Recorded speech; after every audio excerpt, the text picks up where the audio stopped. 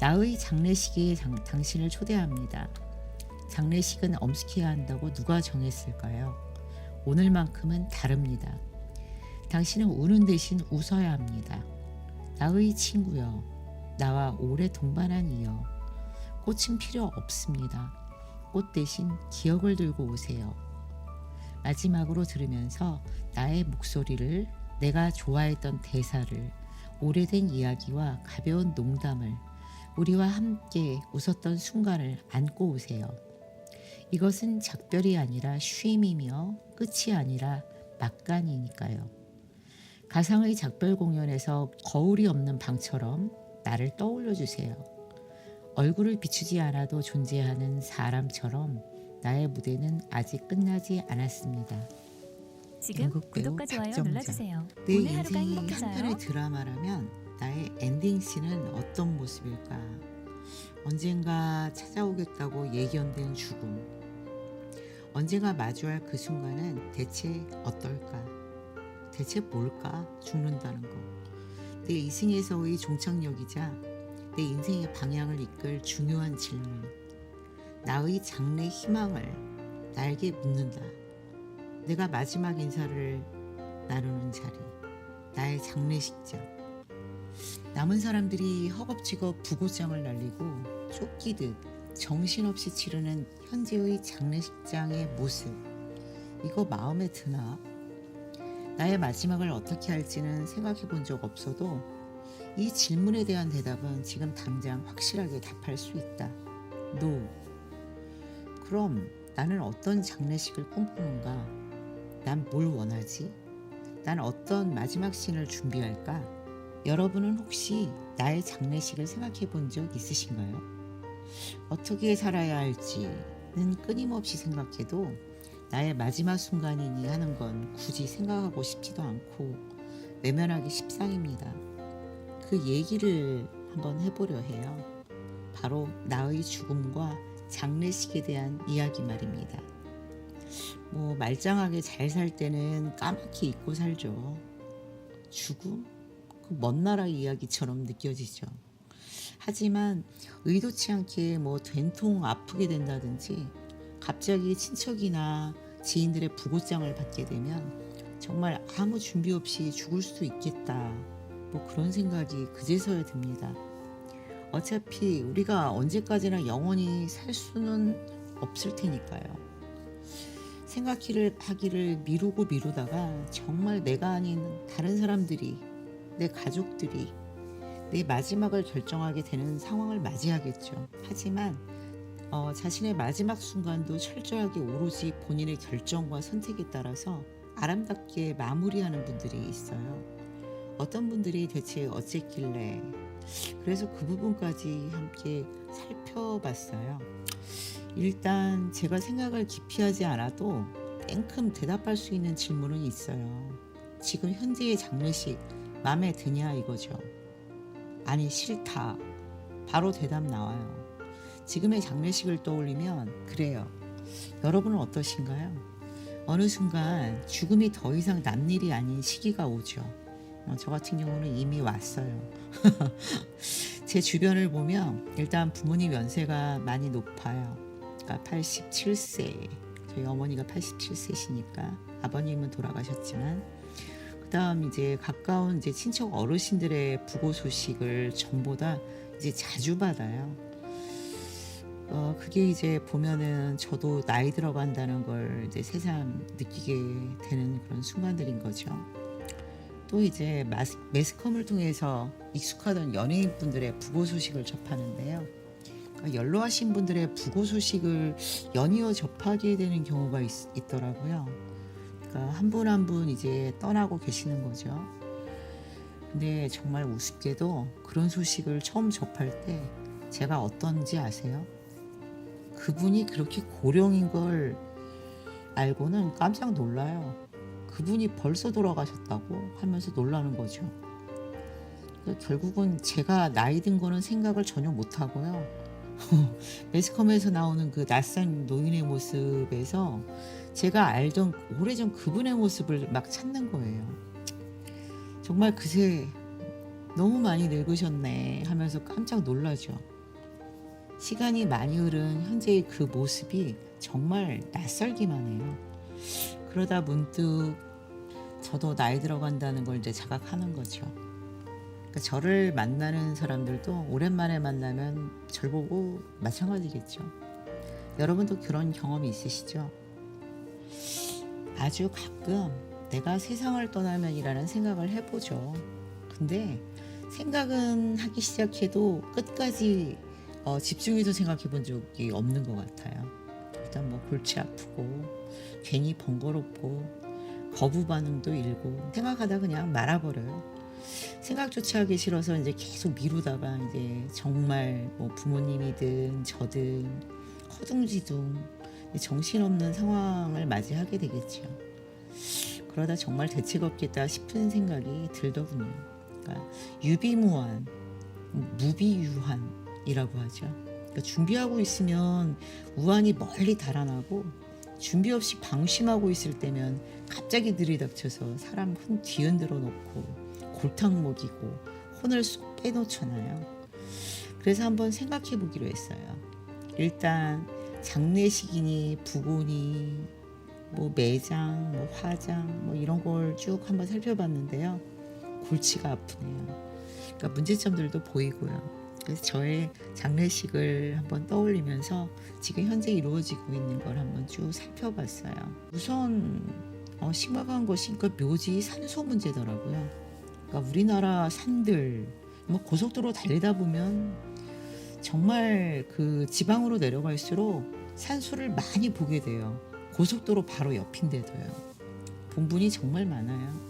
그러니까 조상님들 산소라든지 가족묘지, 개인묘지, 뭐 저희처럼 땅덩어리가 좁은 나라 같은 경우에는 이제 점점 쌓이는 거죠. 그래서 국토의 상당 부분이 이제 산소에 잠식되는 그런 모습이라고 이제 저희들도 생각이 들죠.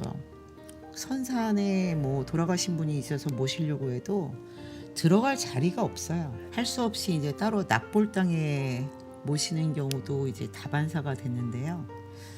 또 이제 간혹 가다가 명당 자리인지는 모르겠어요. 근데 문외한이 봐도 묘지가 있을 자리가 아닌데도 산길에서 산소를 만나는 경험도 있어요. 그렇게 깊은 산 속에 산소가 있다라는 건 굉장히 놀라운 일인데요.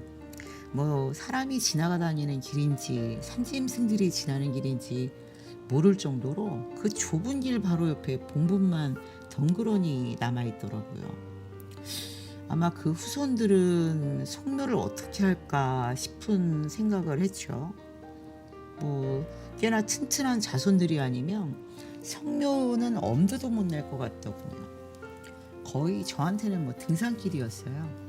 그렇게 의외의 장소에서 산소를 만나면 기분이 묘해지죠. 어떤 분이 여기에 묻히신 걸까?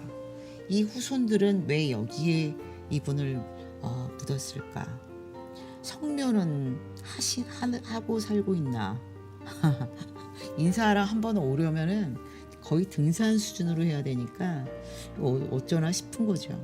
저는 그날 그냥 바로 하산했어요. 그러니까 뭐 명당 자리라서 그렇게 깊숙한 산에 모셨는지는 모르겠지만 일단 조금 좀 두려운 그런 느낌이 들어서 바로 내려왔어요. 이렇게 이제 산소 문제가 이제 그 거의 뭐 포화 상태고 뭐 그 국토를 잠식하고 있는 수준이라는 게 문제인 것 같고요.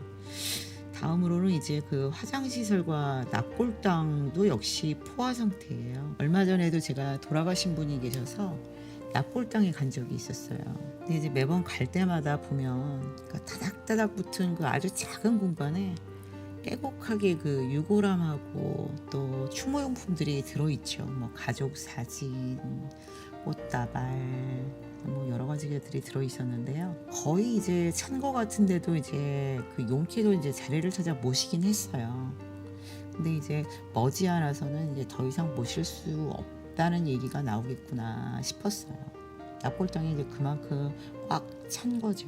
근데 그러면 이제 더 지어야 되잖아요, 납골당을. 그런데 그 서울을 비롯한 수도권 대부분 지역은 이미 포화 상태인데도 그 새로운 봉안 시설을 세우지 않는 걸 기본 정책 방향으로 잡고 있더라고요. 그래서 요즘에 이제 지자체나 장례 관련 전문가들이 자연장을 권장하는 캠페인을 많이 벌이더라고요. 그래서 우리가 알지를 못하는 사이에 서서히 저희 지금 행해지고 있는 장례 문화는 이미 한계점에 와 있는 걸 알 수 있어요. 그러면 내가 죽으면 어디로 가야 되나, 들어갈 자리나 있나, 이런 걱정이 앞서죠. 누군가 이제 세상을 떠나면 무엇보다 고인을 애도하고 마지막 작별 인사를 나누고 또 유족의 마음을 위로하는 게 우선이 돼야 되는데, 그게 이제 장례의 본질이죠. 그런데 장례식장에 가면 상주가 아니라도 현실적인 그 돈 문제를 생각하게 되더라고요. 그러니까 장례식장 측에서 이제 유족들을 막 불러내잖아요. 이런 절차 상의를 하는 것 같기도 하고, 그다음에 또 돈도 지불해야 되는 얘기도 하고, 그런 얘기를 하는 것 같다 싶으면 이제 상주 표정이 벌써 굳어지고 있어요. 장례식장 비용 문제가 만만치 않으니까 그렇겠죠. 우선 그 장례식장에 들어가는 비용을 대충 살펴보면은 운구비가 있어야 되고요. 그다음에 조문객들을 맞을 빈소를 마련해야 되니까 빈소 대여비가 들어가고요. 그다음에 조문객을 또 접대해야죠. 접대비, 조문객 접대비가 있어야 되고, 재단 꾸며야 되죠. 영정사진도 액자에 모셔야 되고, 그다음에 주변에 꽃들로 또 장식을 해야 되니까요. 그래서 재단 꾸민 비용이 들어가고, 그다음에 유족들이 입을 상복 비용이 들어가고, 또 고인을 입관해야 되니까 관 비용이 있어야 될 것 같고요. 관도 천차만별이겠죠. 그다음에 염습할 때 들어가는 비용, 그다음에 고인에게 입혀드릴 수의 비용, 특히 이 수의 비용은 이것도 각양각색 천차만별인 상황이고요. 그다음에 이제 화장 비용, 그다음에 이제 화장 이후에 이제 봉안에 들어가는 비용, 아니면은 이제 봉안이 아니면 매장 시에는 이제 하관 비용, 땅에 묻어드려야 되니까 하관 비용이 갈 거고요. 그다음에 상조 비용 등등 돈 들어갈 일이 이제 줄줄이 엮여 나옵니다. 이제 장례식장 같은 경우에는 주로 수익을 음식 매출에서 뽑아낸다고 하더라고요. 그래서 육개장 장사니 하는 소리도 저희가 듣고 있죠. 3일장을 치르는 내내 이제 그 조문객을 대접해야 되니까 음식값이 상당하겠죠. 그래도 이제 장례는 애도와 추모가 우선돼야 하는 시간인데, 막상 누군가 돌아가셔서 장례를 치르게 되면 상주는 안 그래도 정신없는 상황인데, 어떤 장례 업체라든지 장례식장 측의 어떤 상업적 이익을 최우선으로 아주 정형화된 틀로 딱 만들어 놔가지고 선택의 여지가 별로 없어요. 그러니까 그렇게 내가 아닌 유족들이 아닌 장례 업체라든지 장례식장의 어떤 딱 만들어 놓은 틀에 박힌 장례 구조에 휘말려서 계속 결제해야 되고 거기에 따를 수밖에 없는 그런 상황들이 있어요. 그래서 일단은 가장 큰 돈이 들어가는 게 보면 마지막 가실 때 입으실 수의 문제를 한번 보면요, 많은 분들이 장례인은 삼배 수의를 입혀드려야 한다고 알잖아요. 근데 삼배 수의가 저도 이제 당연히 삼배 수의를 입혀드리는 걸로 그렇게 알고 있었는데, 이번에 살펴보니까 이게 원래 우리 전통은 아니더라고요.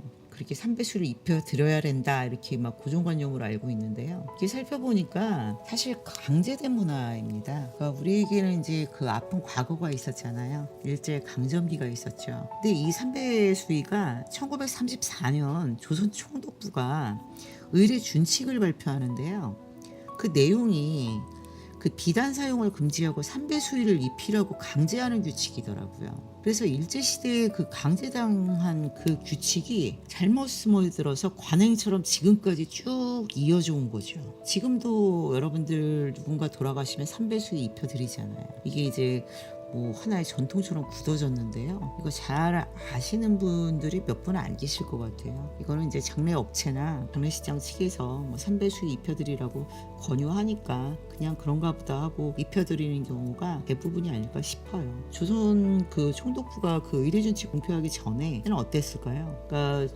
한국 민속 대백과 사전에 따르면 조선시대의 수의는 그 평상시 입던 옷이나 그리고 생시에 그 예복에 해당하는 옷을 사용했어요. 그러니까 시대별로 유행하는 옷도 달라지니까 뭐 옷의 종류나 명칭 형태가 이제 다 다른 형태였다는 거예요. 그리고 무엇보다 이제 평상시에 입던 옷 중에서 가장 좋은 옷을 수의로 사용하였기 때문에 그 수의 옷감도 이제 뭐 주로 명주나 비단이 사용됐고요. 그다음에 실제 그 조선시대 복식이 출토된 걸 보면은 그 시대의 평상복을 수의로 사용했다는 걸 알 수 있어요. 그리고 1474년 편찬된 국조 오례의를 봐도 생전에 고인이 가장 아끼고 즐겨 입던 옷을 수의로 사용한다라고 되어 있어요. 뭐 비단 항복이라든지 현재로 치면 이제 평상복, 또 조금 격식 있는 그런 자리에서 입어야 하는 뭐 정장, 이런 것들을 이제 고인이 생전에 좋아하고 즐겨 입었다면 그 옷을 수의로 입혀드릴 수 있는 거예요. 그게 우리의 원래 전통이었다는 겁니다. 근데 이제 저도 이제 제 입장에서 생각을 해보면 삼배의 옷을 입은 적이 있나요? 뭐 죽었다고 해가지고 제가 삼배 수의 입는다고 하면 굉장히 불편할 것 같거든요. 한 번도 입어본 적이 없어요. 차라리 이 국조 오례의에서 보듯이 제가 평상시에 많이 입었던 옷, 그 다음에 좋아했던 옷, 즐겨 입었던 옷, 뭐 이런 걸 입고 가는 게 편하지 않겠나, 뭐 저는 그런 생각이 드는 거고요. 뭐 유가족이 이제 그 고인이 돌아가셨을 때 특별히 그 입혀드리기 위해서 뭐 정성껏 뭐 바느질을 했다든지 뭐 생전에 마련했다가 그 고인도 아는 상태에서 그걸 입혀드린다든지 하는 그런 뭐 특별한 의미가 있는 수의도 아니고, 고인이 평소 즐겨 입던 옷도 아닌데 저승가식 있는 길에 처음으로 입는 삼배 수의가 과연 편할까? 무슨 의미가 있는 건지 저는 그 까닭을 모르겠어요. 그러니까 저승길 떠나실 때 뭐 필히 삼배 수의를 입어야 뭐 저승길에 입장을 한다든지 뭐 특별한 대우를 받으실 수 있다든지 이런 것도 아니잖아요. 특정 지역의 그 고품질 안동프로 만든 그 삼배 수의는 뭐 몇 천만 원까지 하죠. 상당히 고가입니다. 그래서 뭐 그렇게까지는 하지 못하는 분들은 이제 중국산 수의를 입혀드리는데요. 중국산 수의는 싸냐? 그것도 아니에요. 거기도 뭐 인건비 상승이니 뭐니 해서 가격이 그렇게 싼 편은 아닌 것 같아요.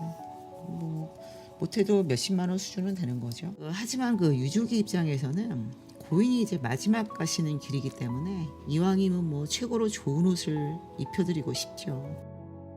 여기에다가 이제 유족이 그 약한 마음, 약해진 마음을 겨냥한 상술도 이제 발동을 하는 거죠. 그래서 저는 이제 그 뭐 매장 장례를 치르는 것도 지금 이제 현재는 또 화장이 좀 많이 선택되어지고 있잖아요. 근데 이제 화장을 하는 경우에는 그 달이 나고요. 그 화장할 때까지 불과 몇 시간 입게 될 그 고가의 수의가 필요할까 싶은 생각이 들어요. 뭐 형편이 되면 몇십만 원이든 몇천만 원이든 뭐 좋은 수의 못 해드리겠어요. 하지만 뭐 그런 경우도 아니라면은 대부분은 이제 형편에 따라서 생전에 당신이 원하는 고급스러운 옷을 미리 사드리고 즐겨 입으시다가 그 옷을 입혀드리는 게 제일 낫지 않을까 싶어요. 저라면 평상복이나 정장 중에서 제가 즐겨 입고 좋아하는 옷을 딱 정해서 저는 입혀달라고 말하고 갈 겁니다. 이게 그 속편하지 않겠어요? 가는 사람이나 남은 사람이나 저는 딱 정할 거예요. 그 다음에 그 요즘에 그러면 그 장례식장에서 장례비 평균 비용 한 어느 정도 들어갈 것 같은가요? 그러니까 상주업계에서는 뭐 150명 기준으로 했을 때, 조문객이죠, 150명. 그걸 기준으로 했을 때 장례비가 한 2천만 원 정도 산정을 한다고 해요. 여기에 뭐 150명이 아니라 조금 오버한다, 늘어난다, 또는 뭐 거기에다가 뭐 이런저런 부가 서비스까지 더해지면은 사실 뭐 수천만 원, 억대까지도 갈 수 있다는 얘기죠. 뭐 유명인들은 뭐 장례 비용만 몇 억이 들어갔다 이런 소리를 저희가 듣고 있으니까요. 근데 고용노동부는 2025년 산재 장례비를 최저 1,245만 원, 최고 1,868만 원 정도로 책정을 했다고 해요. 근데 이 비용이 그렇게 과장된 숫자가 아니죠. 실제 현실에서는 더 들어가니까. 근데 이렇게 장례 비용이 부담스러운 상황이다 보니까 문제가 또 생겨요. 그러니까 요즘에 이제 독거 노인들 문제가 많이 나오는데요. 그 유족들이 이제 연락을 해서 그 시신 인수를 하라고 연락을 하면요. 장례 비용이 부담스러워서 시신 인수 자체를 거부한다는 거예요. 결국 이제 장례를 못 치르겠다 이러면 어떻게 해요? 결국 이제 지자체가 맡아서 무용고 장례를 치르게 되는데요. 이 숫자가 해마다 크게 늘고 있다고 해요. 그런데 요즘에는요, 굳이 이렇게 무용고가 아니더라도 비싼 장례 비용을 치르느니, 그러니까 빈소 없이 가족끼리 장례의 본질에만 딱 집중해서 간소하게 치르는 분들도 많다고 해요. 그러니까 무빈소 장례라고 하는데요. 모든 이들이 뭐 가실 때 뭐 인파로 북적일 필요는 없죠. 뭐 대외적으로 활동을 많이 한 분들이면 모를까 조용히 살아오신 분들에게는 빈소 자체가 크게 의미가 없는 경우도 있을 수 있어요. 차라리 직계 가족들만 모여서 아니면 뭐 특별하게 마지막 가시는 모습을 보겠다라고 한다면 그분들만 모여서 간소하게 치르는 장례 방식이 나은 상황도 있어요. 물론 어디까지나 뭐 이건 고인하고 그다음에 유족들이 선택할 문제입니다. 게다가 이제 현재 장례식장들을 쭉 이렇게 보면요, 빈소의 크기가 다양하지가 않아요. 최근에 조문한 빈소도 고문객에 비해서 빈소가 너무 넓어요. 너무 크더라고요. 조금 이제 조금 소규모의 그런 빈소도 있는지 한번 제가 찾아봤는데 없어요. 전부 다 이제 고만고만한 크기로 해서 조금 더 그 중에서 큰 거는 뭐 특실 뭐 이런 뭐 VIP실 이런 이름으로 해서 조금 더 넓은 그런 빈소가 있을 뿐 일단 빈소의 크기를 결정할 때 선택의 여지가 별로 없더라고요. 이제 제가 제 지인분도 고인이 그렇게 뭐 활달하게 외부 활동을 하신 분이 아니어서 조용하게 지내다가 가신 분인데 3일장에 빈소까지 그러다 보니까 뭐 횡하기만 하고 뭐 선택지도 별로 없어서 그런 거겠지만 별로 좋아 보이지 않더라고요. 그러니까 이런 현실이 장래의 본질, 고인의 삶을 추억하고 애도하고 아름답게 마무리하는 것과는 좀 괴리를 느끼게 되는 부분인 거죠. 그다음에 이제 요즘에는 매장하시는 분들이 별로 없는데요. 나이 드신 분들은 잘 아실 거예요. 매장 이거 정말 어려워요. 저도 아주 어렸을 때 본 기억이 있고요. 일단은 그 매장은 명당 자리까지는 아니어도 땅이 어떤 애 잘못하면 뭐 후손들한테 뭐 안 좋은 영향이 있네, 정말 말이 많은 게 그 매장인 방법이었던 것 같아요.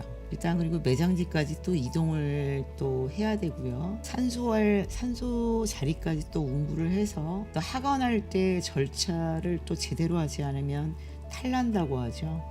그래서 그런 것도 뭐 엄격하게 지켜야 하고 그러다 보니까 뭐 비용도 만만치 않게 높게 책정이 되고요. 절차도 까다롭고 산소 부지 확보도 어렵고 그래서 우여곡절 끝에 이제 산소에 모셨어도 추후에 이제 관리 문제는 고스란히 남는 거죠.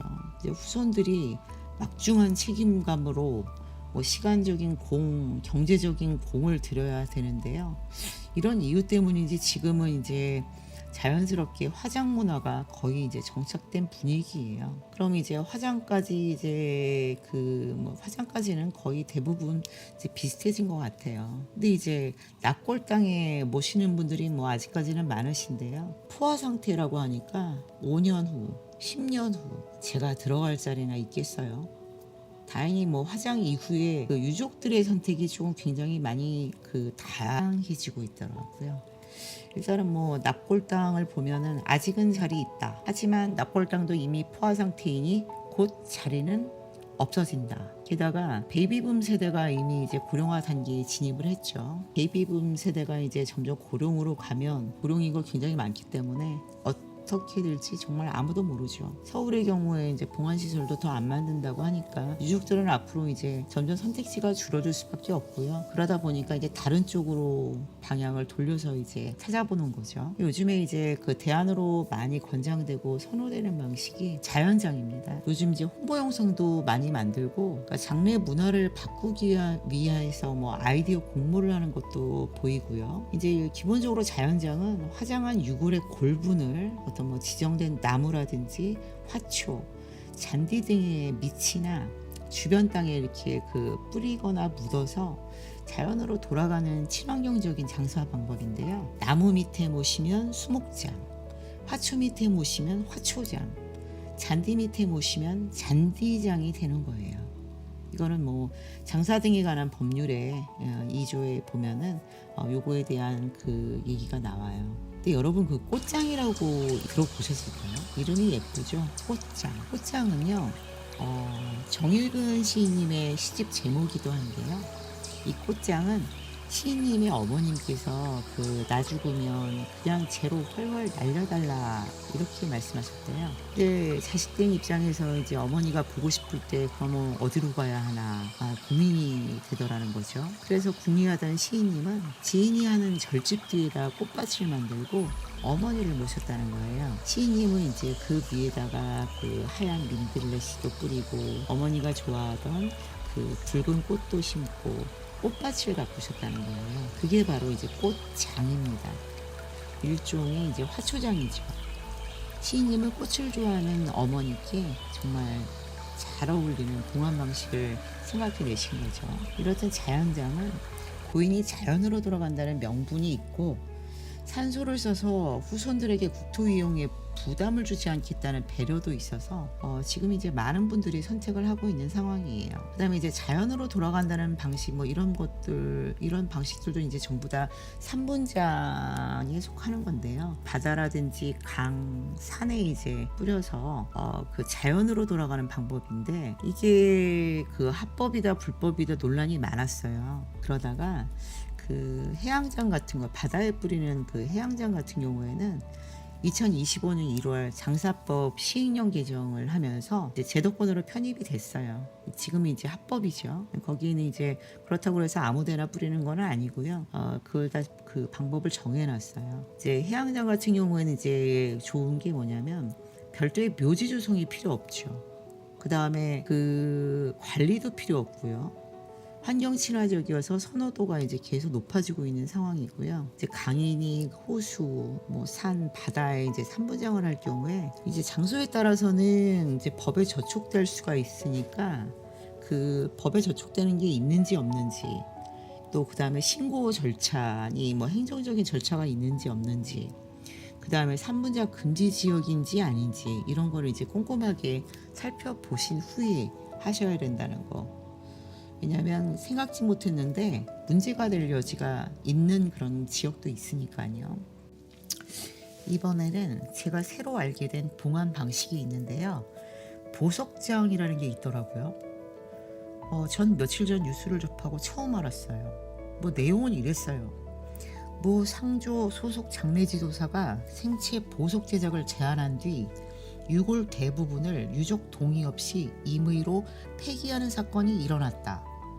200만 원에 유골 전부를 압축해 보석으로 만든다는 설명과 달리 실제로는 소량만 사용되고 나머지는 버려진 것으로 이는 형법상 사책 유기죄 및 장사법 위반 소지가 있어 논란이 되고 있다. 뭐 이런 내용이었어요. 이 뉴스 저는 남의 나라 먼 나라 얘기인 줄 알았어요. 골분 가지고 대체 뭔 짓을 하는 거냐 뭐 그런 생각을 하면서 옆에서 듣고 있었는데요. 그러다가 제가 물었어요. 어느 나라 얘긴데? 하고 물었죠. 근데 우리나라로 얘기라는 거예요. 뭐 유명 상주업체 이름까지 나오는 걸 보니 사실이더라고요. 뭐? 보석장? 그게 뭔데? 왜 골분을 잃어버려? 그래서 찾아봤죠. 와 진짜 신기한 봉안 방법이 있었더라고요. 근데 그런 방식이 들어온 지도 10여 년이 지났다니까 문득 왜 난 처음 듣는 얘기지? 같은 하늘 아래 딴 세상 얘기 뭐 전 그런 느낌이었다고 할까요? 보석장은 고인의 골분을 2차 가공해서 사리 같은 보석 형태로 만드는데 불교의 다비식에서 그 스님들의 사리가 나왔느니 뭐 그런 뉴스 있잖아요. 거기에 착안해서 나온 방법이라고 해요. 그런데 저는 이 스님들의 사리도요. 그 돌을 많이 닦으신 분들한테서 나오는 신기한 현상, 뭐 신비로운 그런 걸로 제가 그냥 막연하게 생각을 하고 있었거든요. 근데 실제로 이 여기에 착안해 가지고 2차 가공을 해서 뭐 보석 형태로 만드는 그런 걸 생각했다고 하니깐요. 이게 그냥 뭐 전설의 고향 같은 그런 얘기는 아니었나 봐요. 이렇게 해서 만든 보석 형태를 봉환옥, 영옥이라고 부른다는데요. 이 봉환옥을 또 그 예쁜 자개암이나 나무로 만든 봉화람에 넣어서 자기 집에 모신다는 거예요. 유족 집안에 모신다는 건데요. 그것 또한 또 제가 또 알고 있는 것들과 괴리감이 좀 느껴지는 부분이었어요. 보통은 이제 그 돌아가시면 고인의 유품이라고 해서 이제 정리를 한번 하잖아요. 그 뭐 미련이 있어서 아니면 마음 정리가 안 돼서 집안에 두면 어른들이 빨리 그 처리하라고 그렇게 막 다그치는 그런 것도 많이 보잖아요. 근데 이거는 아예 그냥 그 고인의 봉환옥을 보가로 형태로 만들어 가지고 집안에 모신다고 하고요. 그다음에 제가 또 더 놀란 게 있어요. 고인의 골분에서 따로 탄소만 추출해 가지고 다이아몬드를 만든다는 얘기였어요. 일명 메모리얼 다이아몬드니 유골 다이아몬드 뭐 이런 이름으로 불리는 것 같은데요. 이걸 원석으로 만들면 다시 가공해서 목걸이나 반지 등으로 유종이 착장하고 다닐 수 있게 만든다는 거예요. 그런데 뭐 이쁘기는 이쁘더라고요. 일단 뭐 다이아몬드, 보석, 그다음에 보석 그 메모리얼 다이아몬드로 만든 목걸이, 반지 예쁜 것들이 참 많이 올라와 있더라고요, 이미. 그런데요. 저는 이 처음에 골분을 2차 가공한다는 사실 자체에 거부감이 들었어요. 일단 아직 안 죽어봐서 아직 모르지만 죽었다는 이유로 일단 뜨거운 화로로 들어가잖아요. 가루가 되잖아요. 솔직히 그 자체만으로 너무 엄청나고 충격적인 일이죠. 제 입장에서는 그래요. 아직 살아있는 제 입장에서는. 그러니까 유족들이 장례를 치르면서 크게 무너지는 시점이 바로 이 부분이잖아요. 저 같은 경우 죽음은 받아들여야겠지만 뜨거운 화로에 들어가는 건 피할 수 없나 하는 철없는 생각을 사실 여러 번 했어요. 그렇다고 뭐 외딴 곳 차가운 땅에 혼자 누워있기는 또 싫고 무섭고 뭐 어쨌든 뜨거운 그 화로에 들어가는 건 뭐 죽음의 통과 의례죠. 필히 뭐 거칠 수밖에 없는. 근데 남겨진 이들이나 뭐 주군이 모두에게 결코 쉽지 않은 단계죠. 이거 힘들죠. 사실 나이 들어도 두려운 건 지금도 마찬가지예요. 한 생 살고 나면 한 줌 재가 된다는 사실 그 자체만으로요. 그런데 보석장의 경우에 다시 1300도의 화로에 다시 들어가요. 내 뼈가루가 액체가 될 때까지 가열을 또 해요. 그래서 그 액체가 식으면 비로소 예쁜 유골보석으로 탄생되는 거예요. 재탄생하는 거죠. 뭐 이뻐서 지금 흔들리고는 있지, 살짝 흔들리긴 해요. 솔직히 이제 처음 들은 말이라 전 거부 반응이 일어났어요. 근데 그래서 한번 찾아봤더니 의견이 분분하더라고요. 어떤 분들은 뭐 이미 육신을 떠난 영혼을 왜 붙들고 사냐, 왜 붙들어 매냐, 뭐 이런 분들이 있었고요. 또 어떤 분들은 고인의 죽음에 대한 마음 정리가 안 되었을 때 큰 위로가 된다, 뭐 도움이 많이 된다, 뭐 이런 입장도 있었고요. 뭐 유족의 선택이니까 잘했네 못했네 왈가왈부 하지 마라, 뭐 이런 입장도 있더라고요. 대체적으로 젊은 세대일수록 부담 없이 받아들이고 마음 정리할 때 위로를 받는 면이 있는 것 같고요. 연령대가 있는 저 같은 사람들은 약간 부정적인 입장이 많은 것 같습니다. 뭐 고인에 대한 특별한 어떤 상황이라는 것이 있어서 선택하는 분들도 있더라고요. 근데 저는 이제 반반입니다. 일단 뭐 제 아이들한테 물어봤는데요. 다짜고짜 물었죠. 너희는 어떻게 하고 싶냐? 대뜸 물으니까 대답 못해요. 일단 저도 정리가 안 된 얘기라 답변을 기대하는 건 무리죠. 하지만 까짓거 뭐 애들이 원하면 기꺼이 뭐 제 골본으로 보석이든 뭐 다이아몬드든 변신해줄 의향은 있습니다. 뭐 그냥 뭐 그쵸? 부모의 마음이죠. 다만 저는 지금은 이제 기본적으로 3분장입니다. 어디에 어떻게 3분이 되든 상관은 없지만 3분한 이상 더 이상의 관리를 필요로 하는 형태는 사절입니다. 이승에 남은 사람은 시간이 흐르면 알아서 제 갈 길 찾아 잘 살 거라 생각하고요. 죽은 저를 붙들고 울고 불고 뭐 그리워하는 걸 원치 않아요. 그냥 가끔 기억해주면 그건 고마운 일이죠. 그저 잘 살기를 바랄 뿐인 거죠. 그래야 저도 천기의 바람되어 분주히 자유롭게 싸돌아다닐 것 아닙니까? 그리고 그 다음 또 하나 제가 알게 된 봉안 방식이 있는데요. 로켓장이라고 들어본 적 있나요? 이건 골분 일부를 작은 캡슐에 담아서 우주로 로켓을 쏘아 올리는 장례 방식인데요. 전 세계 대기자가 벌써 1,000만 명을 넘는다고 해요. 과학기술이 점점 발전하니 장례 방식도 정말 상상 초월입니다. 앞으로 새로운 과학기술이 접목된 장례 방식은 계속 나오겠죠. 이거는 별이 된 영혼이라는 죽음의 상징성 때문에 희망적으로 느껴지는 면이 있어요. 별이 되려고 저 망망대해 우주로 직접 슝 하고 날아가는 겁니다. 뭐 나쁘지 않습니다. 진짜 별이 된다는 거예요. 상징에 그치는 것이 아니라 정말 물리적으로 슝 250년 동안 우주를 떠돌다가 또 별처럼 자연 소멸된다고 해요. 하지만 평범한 저 같은 이들에게는 꿈 같은 얘기죠. 돈이 좀 많이 들어가겠냐고요. 저 같은 사람은 육신에서 영혼이 분리되는 그 순간 이미 저만의 빛깔로 반짝이는 별이 된다고 생각할 겁니다. 그게 속 편하고 돈도 안 들죠. 지금까지 현재의 장례 방식들을 살펴봤는데요.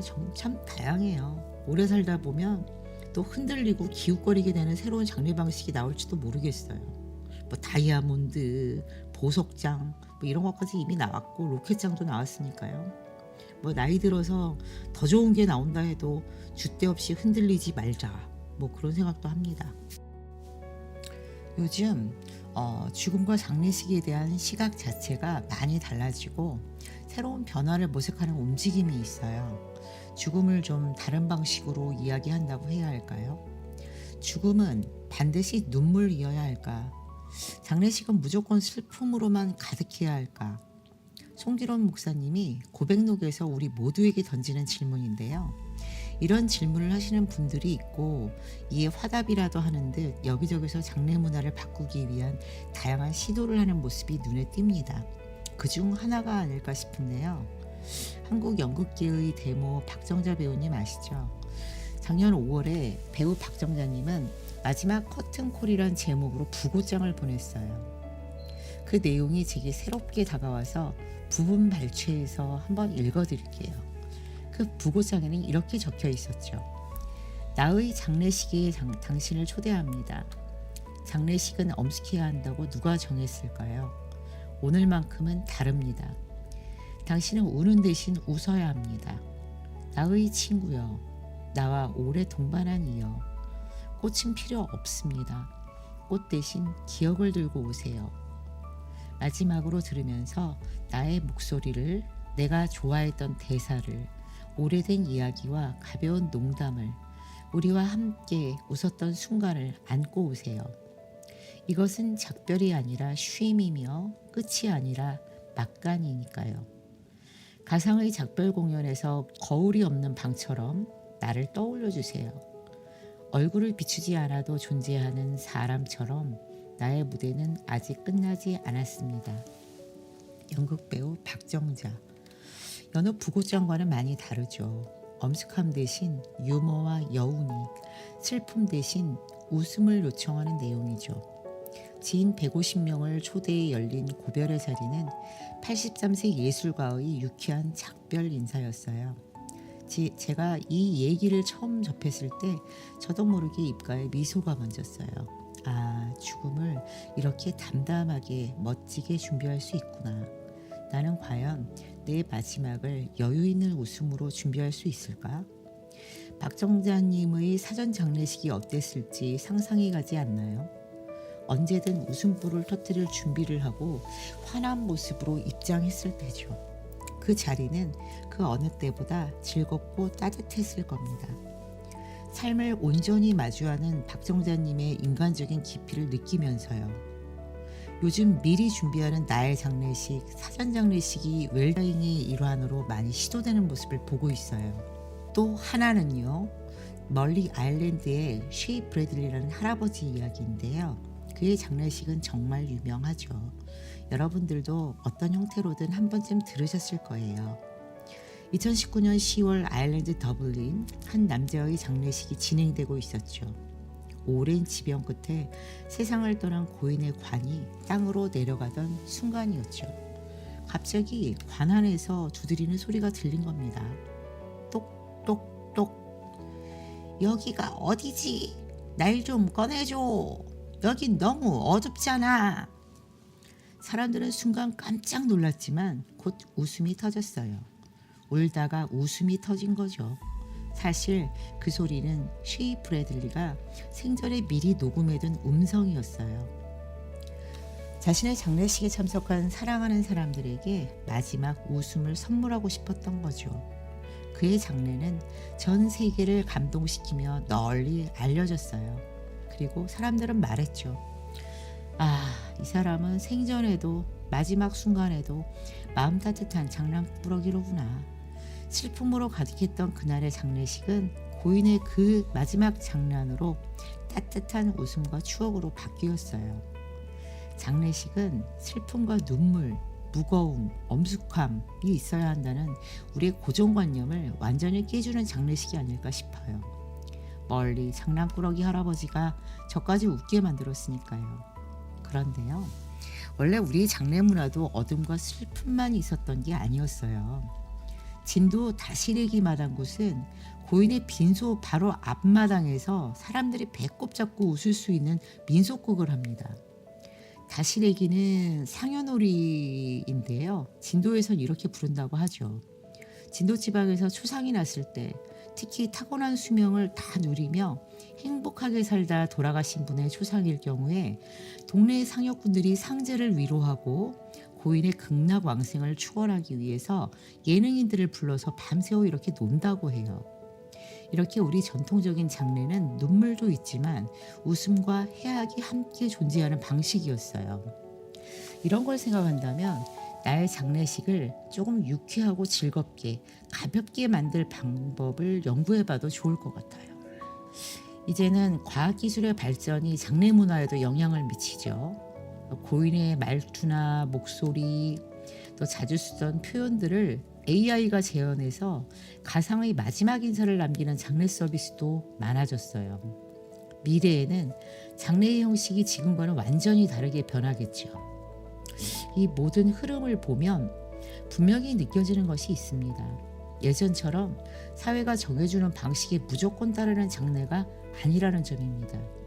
이제는 각자 자신의 상황과 바람에 맞는 장례 방식을 찾고 선택하는 시대가 되었다는 거죠. 여기에 정답은 없습니다.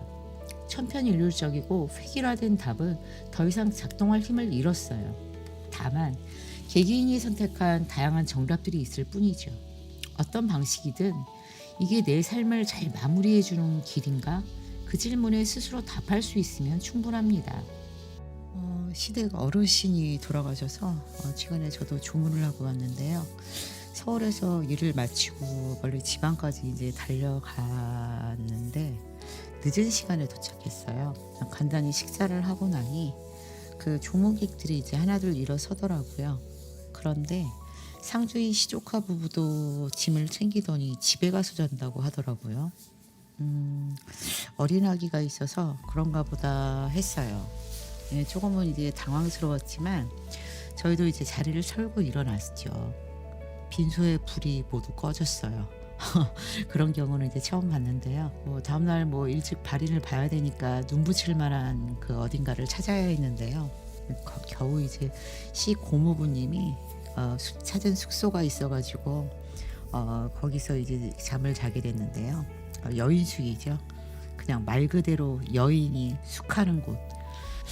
다음날 아침 되니까 그 발인을 보기 위해서 다 하나둘 모여들더라고요. 다음날 발인 보고 올라왔는데요. 처음 겪는 일이라 좀 그런 부분들은 좀 당황스러웠는데 나쁘진 않았어요.